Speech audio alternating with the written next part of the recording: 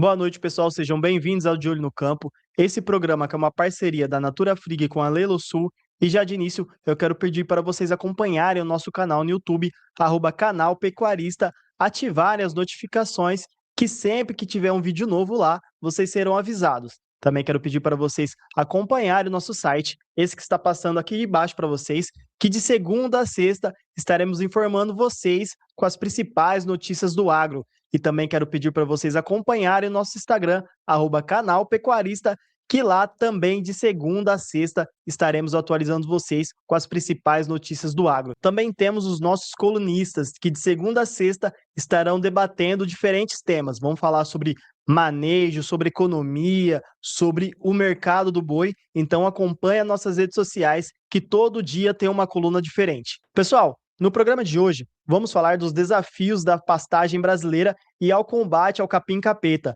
uma das principais daninhas e mais agressivas de alto impacto econômico na pecuária. Para debater a ameaça de disseminação e estratégias de manejos mais eficazes, convidamos Gustavo Corsini, gerente de marketing regional da Rihara. Então é tempo de rodar a vinheta para vocês conferirem esse programa completo.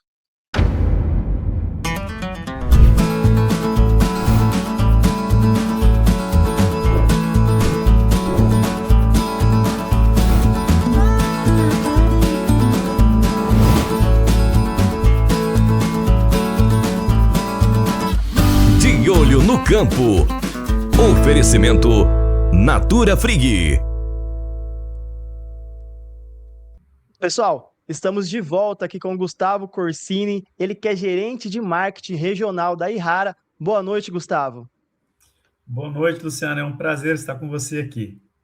A gente que fica feliz por vocês terem aceitado o convite de participar aqui do De Olho no Campo. Ó, primeira pergunta: o capim-capeta tem sido apontado como uma das plantas invasoras mais agressivas das pastagens.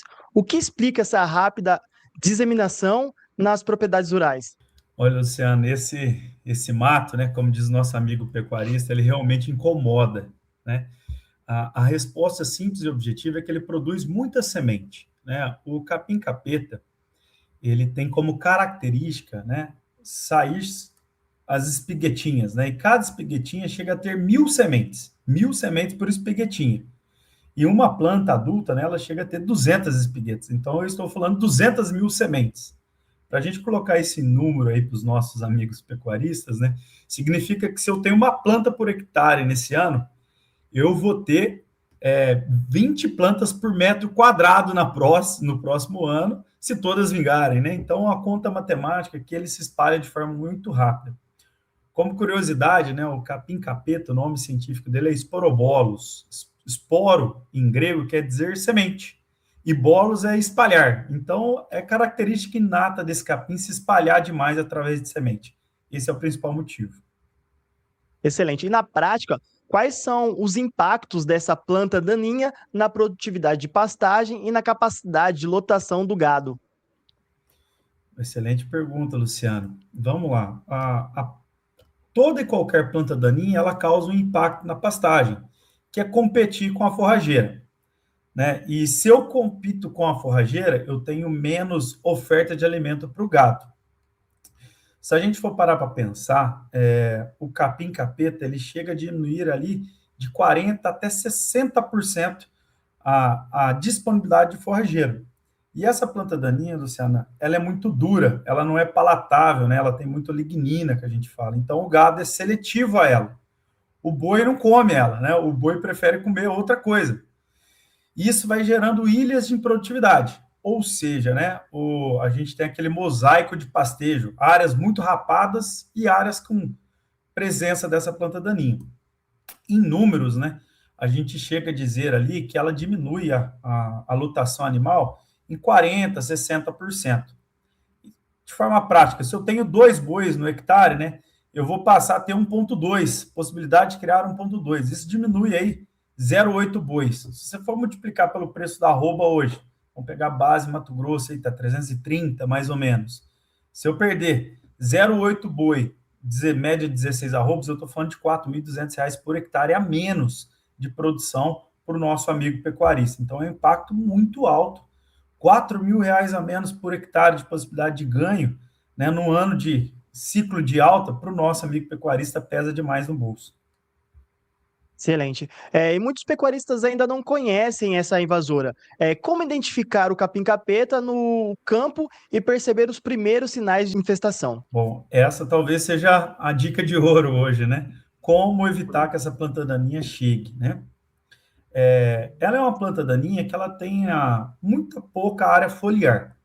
Então, o amigo pecuarista vai conseguir ver que ela sai o bastante raminho, ela se dá na forma de arbusto, né? Então, ela é arbustiva. A mais comum, que é a índicos, né? A Sporobolus índicos, ela tem cerca de 1 metro, né? Então, vai bater na cintura, mas temos outras espécies. Alguns pesquisadores dizem que temos 16 espécies no Brasil, que dá uma variabilidade genética aí no nosso país, né? Mas, de forma geral, folha estreita, ela é alta, bem fininha, ela dá aquele sentimento de pasto cheio, mas o boi não pasteja ela. Então, se ele tiver o olho, tem um capim um pouco diferente aqui em forma de moita, que produz muita semente, e que o boi não pasteja, pode ser um indicativo forte da presença desta planta daninha. E mais dois recados, né? Ela é uma planta daninha de origem africana, né? Ela veio da África, possivelmente em lotes de sementes que a gente importou quando foi instalar aqui as pastagens, né? E ela é muito acostumada com solos pobres, solos degradados e solos compactados. Então, a gente vai ver que ela é uma planta daninha que ela se sobressai em solos que estão degradados, ou seja, com baixa fertilidade e com muita compactação. Então, onde tem essa característica, o nosso amigo pecuarista pode olhar e se ele ver uma planta daninha, mais ou menos um capim, né, de mais ou menos 1 metro, com ramos bem finos e com produção de semente, é um indicativo aí da presença de capim-capeta. Excelente. Aí para o produtor ficar atento quando aparecer algo parecido na plantação, já começar a crescer o olho, prestar atenção para tomar os devidos cuidados, né? Sem dúvida. Então, para ajudar o produtor, a Ihara criou o Targa Max HT. Como ele funciona?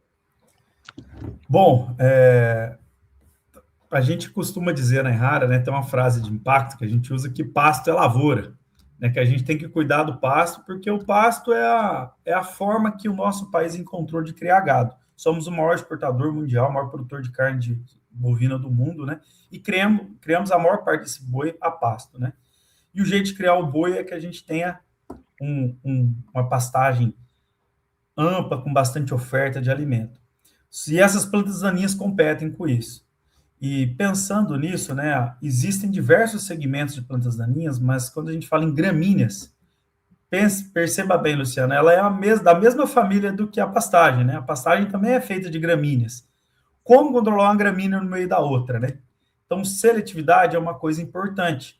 Você não quer matar o pasto, você quer matar a planta daninha, você quer que o pasto saia, né? E, além disso, um controle eficiente. Lembre-se que eu falei que ela tem uma pouca folha, né? A folha dela é bem fininha. Sim. Então, pouca área foliar. Você tem que ter um produto que tenha uma tecnologia que permita que a planta daninha absorva. Isso a gente tem nessa formulação HT. Então, temos um produto que é seletivo ao pasto, que controla bem aí o pé de galinha, né? E que consegue ter eficiência mesmo para essa planta daninha, que ela é rústica, ela tem pouca área foliar, uma raiz muito agressiva. Então, é uma ferramenta que a gente oferece para o produtor. Uma grande característica desse produto, ele te dá estabilidade de controle, por ser do mecanismo dos ACCase. Se a gente for pegar aqui, existem outros manejos na pastagem, mas eles flutuam, ora funciona, ora não. Esse nosso é um produto bem estável, que o nosso amigo pecuarista pode utilizar, que ele vai ser muito feliz aí no manejo dessa planta daninha. Gustavo, e quais são as características que tornam o capim-capeta mais agressivo que as outras gramíneas invasoras? Bom, uma característica do capim-capeta é que ele não é nada palatável, né? O boi não come ele, porque se comesse ele não era planta daninha, né? Ele era pasto. Então, o boi ele não pasteja essa planta daninha, ele é seletivo.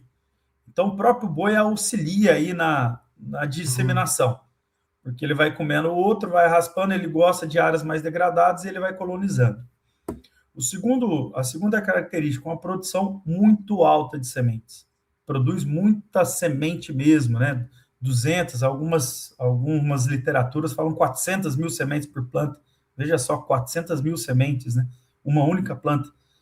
E uma viabilidade de sementes muito boa, né? A semente, ela germina, e a semente, ela tem uma viabilidade de até 5 anos. Então, produz essa semente hoje, daqui 5 anos ela pode germinar. Veja só, uma semente pequeníssima, né? Em 5 anos ela germina. Isso tudo alinhado a uma capacidade de infestar áreas que têm compactação de solo, porque é uma raiz muito agressiva. Coisas que algumas pastagens não, algumas plantas de pastagem não são boas, né? Então ela coloniza onde a gente não está conseguindo bem. E ela não precisa de solos férteis, ela é muito boa em solo ácido e tal. Se a gente for linkar com um dado, Luciano, que de 50% a 70% das pastagens do país possuem algum nível de degradação, né? São pastagens ou já em processo mais avançado ou menos avançado de degradação, é um cenário perfeito. Então, juntando tudo, fazendo o resumo, muita produção de semente, viabilidade de semente de até 5 anos, ela se destaca em solos ácidos, pobres e compactados. Isso faz com que ela se avance muito aí no nosso país.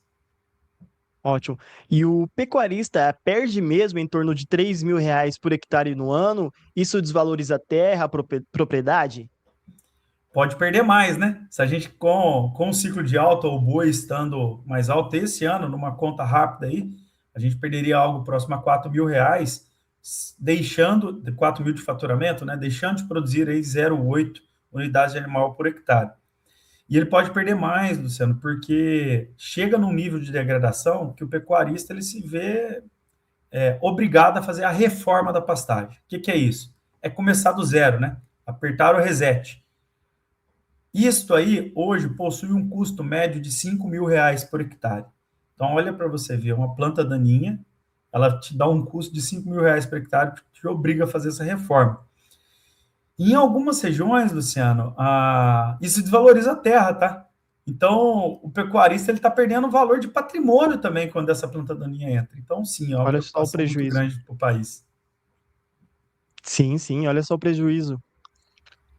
E o manejo inadequado do pasto abre portas para a infestação do capim-capeta? Sem dúvida, né? A gente costuma dizer que a presença do capim-capeta ele é um indicador do início de degradação.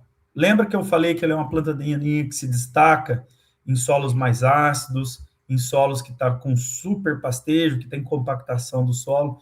Então, a própria presença dessa planta daninha, o avanço dela, ela é um indicador de degradação desse pasto. Você não vai ver capim-capeta, ou vai ver pouco, num solo, numa pastagem que está vigorosa, com bastante plantas, né? Então, sim, ele é um indicador de degradação. E ele, por si só, aumenta a degradação. Porque ao estar em um lugar, o gado evita. Então, ele superpasteja onde ele não está, gerando um lugar propício para que ele avance. Então, ele, na presença do pasto, ele gera, assim, degradação. Excelente. E qual a diferença da tecnologia do Targamax HT em comparação com herbicidas do mercado? Excelente pergunta. A primeira coisa é o modo de ação, né? Ele é um inibidor da CCase, que é uma enzima importante de produção de ácidos graxos, vamos dizer assim, que o pecuarista ele vai ver o seguinte, ele mata aquele ponto de crescimento. Então, ele consegue puxar, ele vai ver a necrose bem na ponta da haste.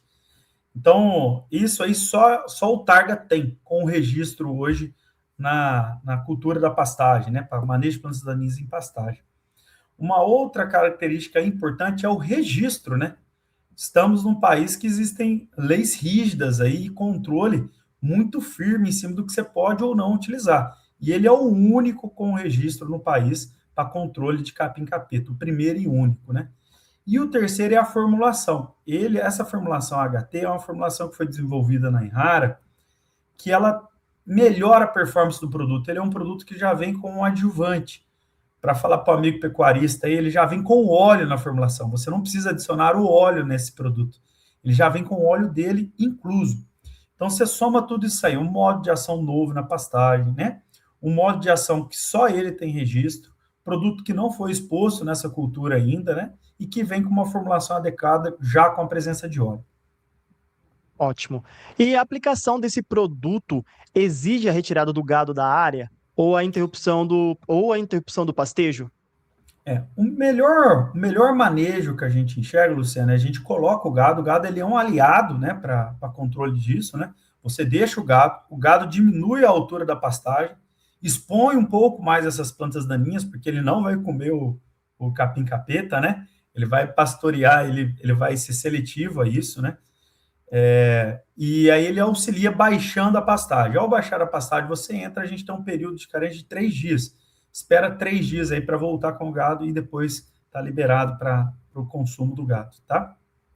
Excelente. E quais foram os principais resultados observados nos ensaios feitos pela Embrapa e a Unimat em 2025? A gente percebeu aí uma eficiência de até 70% do controle dessa planta daninha, que para o amigo pecuarista é algo sensacional, né? Essa diminuição. E depois que você controla essa planta daninha, a gente vê com que o pasto ele revigora, ele vem com força. E o principal herbicida é o próprio pasto, né?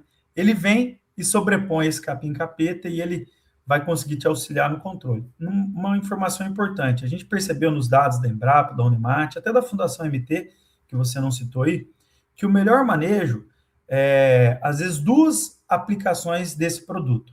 A gente entra com a aplicação de 3 litros, né? Faz o manejo desse mato e depois entra com mais 3 litros em uma segunda aplicação, de acordo com a necessidade, né? Porque, como existem pastejos, né, vai se criando momentos favoráveis para a infestação dessa planta daninha. Então, fica a dica aí para o nosso amigo pecuarista, e em algumas situações ele vai precisar de mais de uma aplicação, tá? Excelente. E além do herbicida, quais práticas de manejo devem ser empregadas para evitar a volta da praga após o controle químico? Bom, o correto pastejo, né? A gente fazer aí um pastejo que não rape muito pasto, né? Que não degrade muito pasto. Esse é o primeiro ponto, né? Utilizar o gado como auxílio aí no manejo, né? Então, abaixa um pouco, faz o manejo, depois volta com o gado em outro momento, né? E lembre-se, ele é uma planta daninha que se destaca em áreas degradadas. Então, o pasto que está vigoroso, seja por adubação, seja por outros manejos que a gente faz, é um pasto que vai ter menos infestação desta planta daninha. O controle precisa ser feito anualmente? Luciano, o controle precisa ser feito de acordo com a presença dessa planta daninha, né? É ideal, dentre todas as práticas de manejo, o monitoramento talvez seja mais importante. Então, amigo pecuarista que gosta de andar de cavalo no meio do pasto, andar a pastagem, estar de olho. Viu a presença? É melhor que ele controle nos primeiros focos, né? Porque com isso ele impede que esse capim se semine. Lembre-se da produção de semente, né? Avançada disso. Então, o Sim. controle é a partir da presença, né? A presença ela se intensifica no início das águas, né? Quando começa a chover. Então, a partir de outubro ali, se faz necessário esse monitoramento mais frequente, com controle em outubro, durante o período das águas aí, tá? Excelente. E qual é o impacto direto dessa planta na qualidade nutricional do pasto e no peso do gado? Bom, tem uma coisa bacana, né, que eu gosto sempre de falar, né? O boi, ele pasteja de 6 a 9 horas por dia, né? Ele não tem que dar entrevista, ele não tem que fazer entrevista igual a gente, né, Luciano? Ele não tem que trabalhar, a missão Ele dele tem um é tempo comer, livre. né? Então, ele tem bastante tempo para escolher o que ele vai comer, né?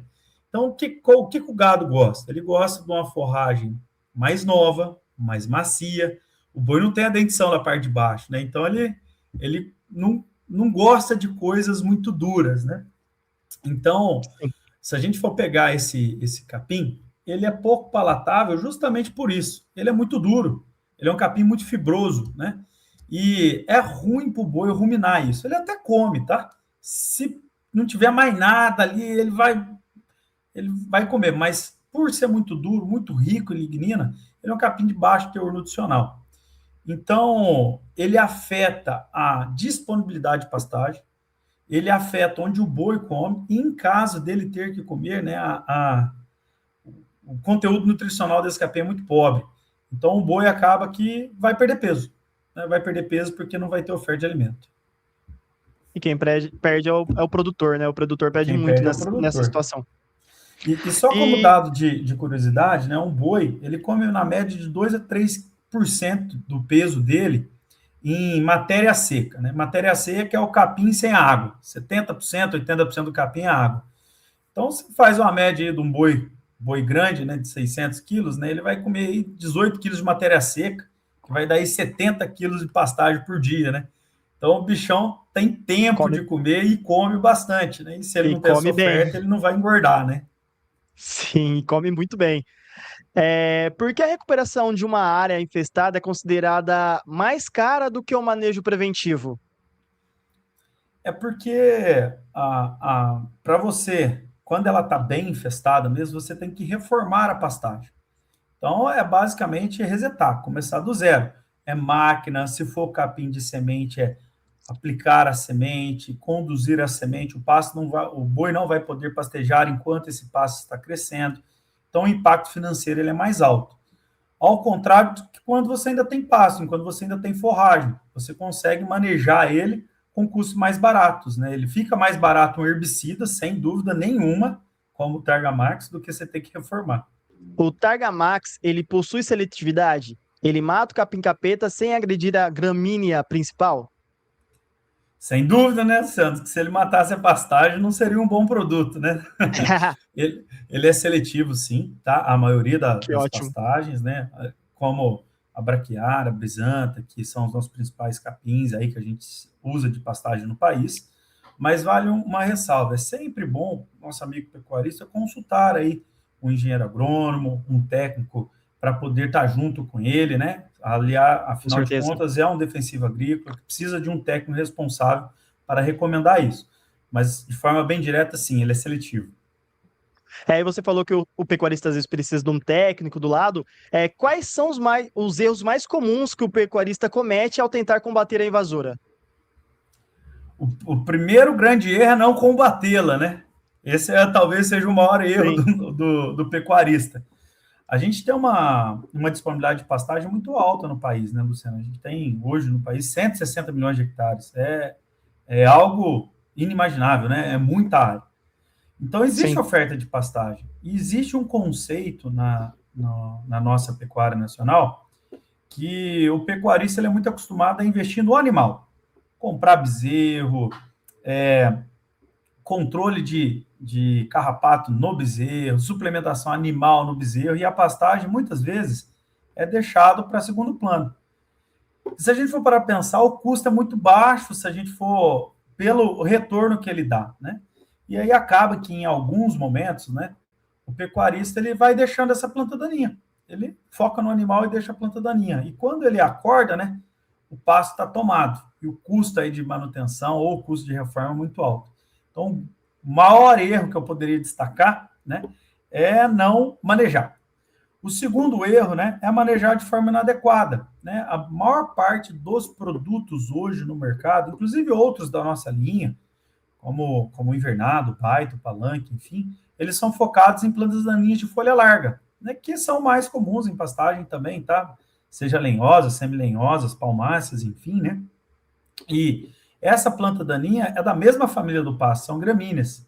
E essa vai ficando para trás, né? E ele não vai controlando. Então, não utilizar o produto correto para a planta daninha que a gente tem é o segundo maior erro. E eu acredito que o terceiro maior desafio aí é controlar o superpastejo, né?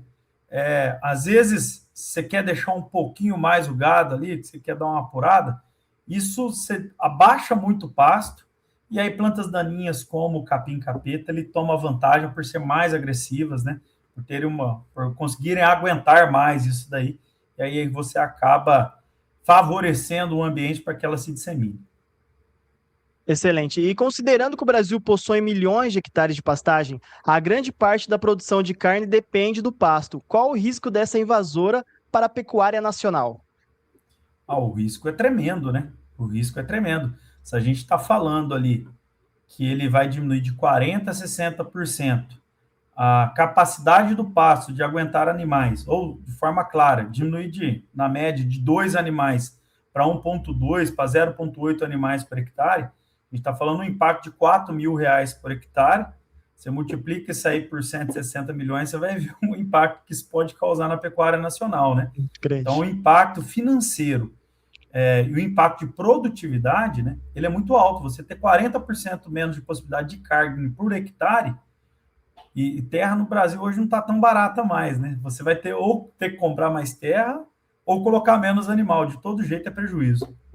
De qualquer jeito é prejuízo. Para o produtor que já enfrenta as áreas infestadas, qual seria o primeiro passo para recuperar a pastagem e evitar que o problema volte a ocorrer? Bom, o primeiro passo é identificar qual a planta daninha está lá, se é o capim-capeta. Existem outras gramíneas, tá, Luciano? Como o Sim, capim-navalhão, que é um capim que dá muito em área mais úmida, né? Como o Acre, como o Pantanal, região Amazônia, norte do Mato Grosso, que é um capim que chama navalhão porque ele parece uma navalha mesmo, né? Ele tem a borda bem serrilhada, e quando o gado passa a língua para pastejar, ele corta a língua do gado, diminui aí a conversão nossa, alimentar, né? O gado não come. É uma outra planta daninha que o Targa também tem registro, tá? Também controla bem esse Papilus, né? Que é o capim navalhão. Então, primeiro é identificar qual que é a planta daninha. Segundo, estar cercados de bons técnicos ali para poder fazer uma indicação, né? E, em terceiro momento, fazer o correto manejo.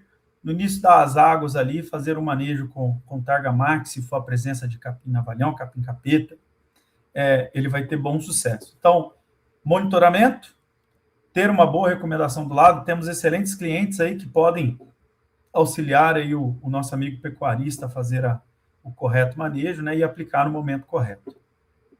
excelente. E existe uma época do ano ou condição climática ideal que o herbicida consiga sua eficácia máxima? Sim, né? Primeiro, a gente tem que ter a planta daninha, né? Então, planta daninha geralmente ela vem nas épocas das águas. Então, quando está chovendo, a planta daninha ela cresce, assim como a pastagem, né? Então, a época ideal é no início das águas ali, ó, e a repetir conforme a necessidade, tá? Como a Irrara tem orientado os produtores sobre o descarte de embalagem e segurança na aplicação do produto? Pô, Luciano, esse é um tema que me deixa tão feliz, né? Me deixa tão feliz no nosso país.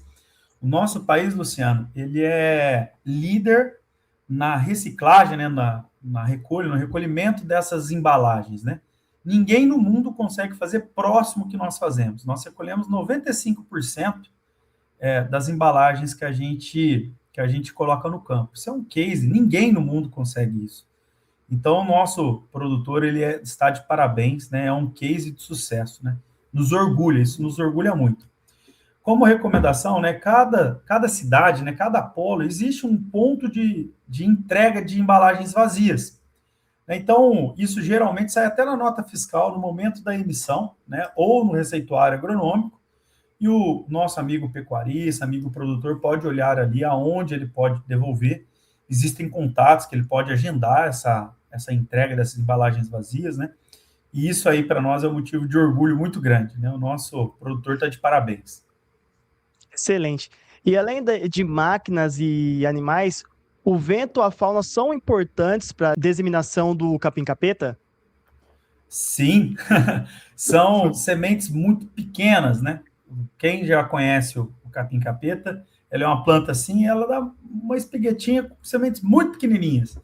Ela pode ir por vento, pode ir na pele do animal, né, no couro do animal quando ele anda, né? Pode ir também por fezes, uma hora ou outra ele vai comer alguma coisa que tem semente, e pode ir por água de chuva, né? Escorrendo e ir por água de chuva. Então, vento, água e animais e implementos agrícolas, né, como máquinas agrícolas, hoje é a principal forma de disseminação dessa planta daninha, seja na própria área, seja nas áreas próximas, né? Excelente. Em quanto tempo o investimento no controle químico se paga através da recuperação da lotação do gado? Rapaz, isso aí é meio que imediato. Ao Imediato. controlar aí, você tem uma maior oferta de alimento, né? E o controle se dá no mesmo ciclo. Esse investimento ele se paga com um espaço de tempo muito curto. A gente está falando em uma fração do que ele perderia se ele não fizesse. Então, o investimento ele se paga de forma muito rápida.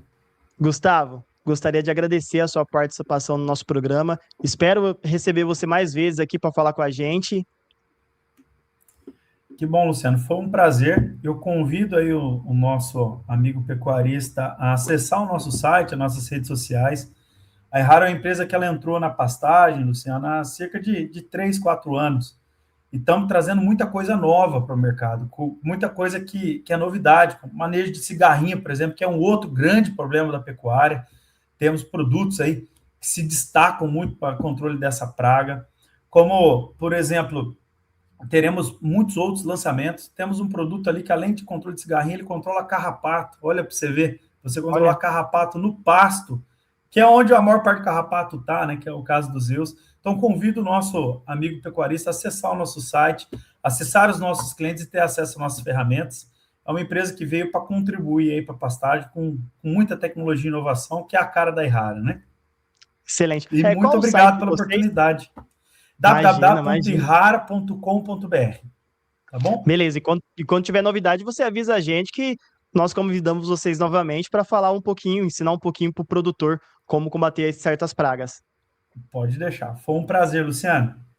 Eu que agradeço. Pessoal, espero que tenham gostado do programa. Até a próxima.